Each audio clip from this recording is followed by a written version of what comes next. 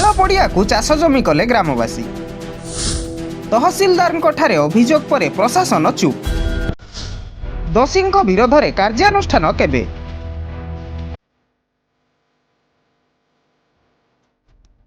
ଅନୁଗୁଳ ଜିଲ୍ଲା ଛେଣ୍ଡିପଦା ବ୍ଲକ କୋଶଳା ପଞ୍ଚାୟତ ଷଣ୍ଢପାଳ ଗ୍ରାମରେ ଥିବା ଖେଳ ପଡ଼ିଆକୁ ତାଳଚେର ବିଧାୟକ ବ୍ରଜକିଶୋର ପ୍ରଧାନଙ୍କ ନିର୍ଦ୍ଦେଶରେ ଗ୍ରାମବାସୀମାନେ ଜୋର ଜବରଦସ୍ତି ହଳ କରି ଖେଳ ପଡ଼ିଆକୁ ଚାଷ ଜମି କରିଦେଇଛନ୍ତି।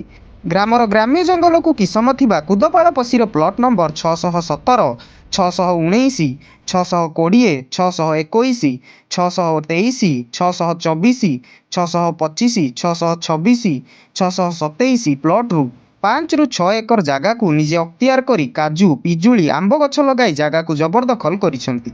ଗ୍ରାମ୍ୟ ଜଙ୍ଗଲ ଗୋଚର ସର୍ବସାଧାରଣ ଜାଗା ଥିବାବେଳେ ଗ୍ରାମର ଗୋରୁଗାଈ ମଧ୍ୟ ସେଠାକୁ ଚରିବାକୁ ଯାଇପାରୁନାହାନ୍ତି। ବର୍ଷା ହେଲେ ବର୍ଷା ପାଣି ସେଠାରୁ ଆସିପାରୁନାହିଁ। ଗ୍ରାମବାସୀମାନେ ସେ ପାଣି ପାଇପାରୁନାହାନ୍ତି। ସେଥିପାଇଁ ଗ୍ରାମବାସୀ ବିରୋଧ କରିବା ସହ ତହସିଲଦାରଙ୍କୁ ଲିଖିତ ଜଣାଇଛନ୍ତି। ଏ ବାବଦରେ ଉଚିତ ପଦକ୍ଷେପ ନେବେ ବୋଲି ତହସିଲଦାର କହିଛନ୍ତି।